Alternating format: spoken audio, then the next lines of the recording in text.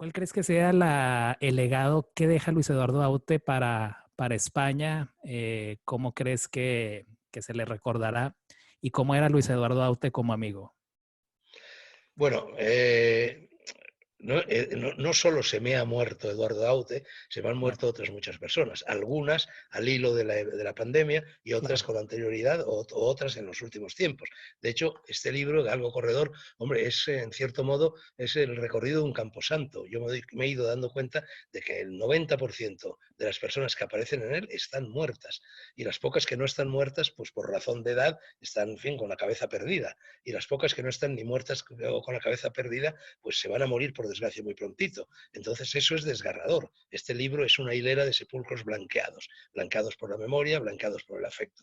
Hombre, para mí la muerte de Eduardo Aute ha sido extraordinariamente emotiva, porque yo a Eduardo Aute lo conocí en 1976, cuando yo volví, como no, de Japón con Gárgolis y Avidis debajo del brazo. Y buscando editor, en aquel momento no tenía editor, y Eduardo Aute vivía en una ciudad, en fin, un pueblo muy cercano a Madrid, Pozuelo, en una urbanización de chalés pareados, de chalés adosados. Y entonces había un viejo amigo de la facultad, no viejo, en aquella época éramos todos jóvenes, en fin, un amigo de la facultad, Jesús Munarriz, el dueño y fundador, poeta también él, escritor también él, dueño y fundador de la editorial Hiperión, que era una pequeña editorial de libros de poesía.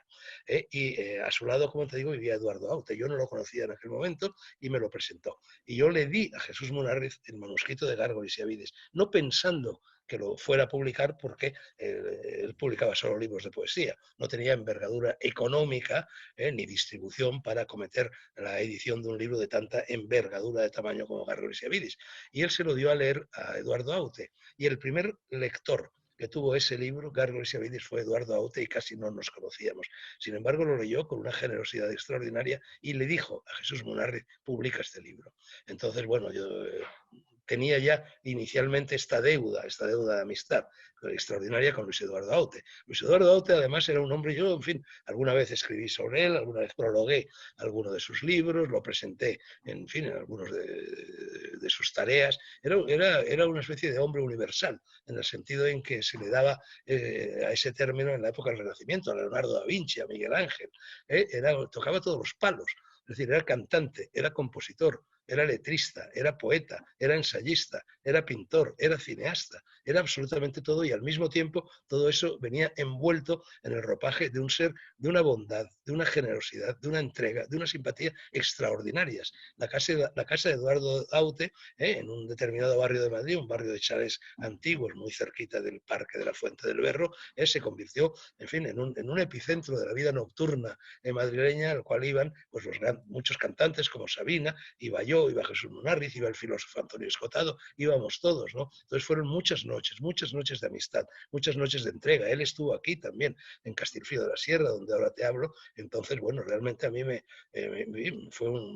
produjo un impacto extraordinario su muerte.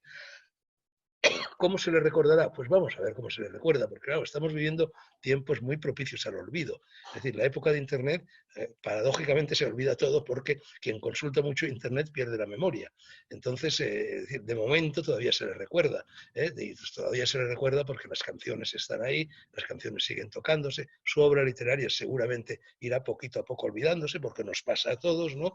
Y eso, no lo sé, no sé cómo se va a recordar a Eduardo Aute, sí sé cómo lo voy a recordar yo y sí sé cómo lo van a recordar las personas que lo tratamos. Es decir, yo, por ejemplo, además, éramos compadres, celebramos el bautizo, a pesar de que ninguno de los dos éramos católicos, celebramos un bautizo común a la limón de mi hija Ixa y de su hijo Miki. Entonces yo era el padrino de su hijo Miki y él era el padrino de mi hija Ixa. Así que existían casi lazos familiares entre nosotros, ¿no?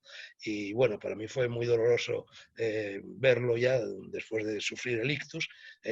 Yo iba a verle allí a veces al chalet donde vivía, muy cerca de donde vive mi hija Yanta, y la última vez que lo vi, bueno, estaba el hombre en la sillita de ruedas, simpático, afable siempre, ya con un recorrido mental muy cortito, pero me produjo una gran alegría que cuando me vio todavía se le iluminaron los ojos y dijo, hombre, Fernando, me reconoció, cosa que podía haber sido dudosa. Esa es la última imagen que me llevo yo de Eduardo Aute, ese hombre, Fernando.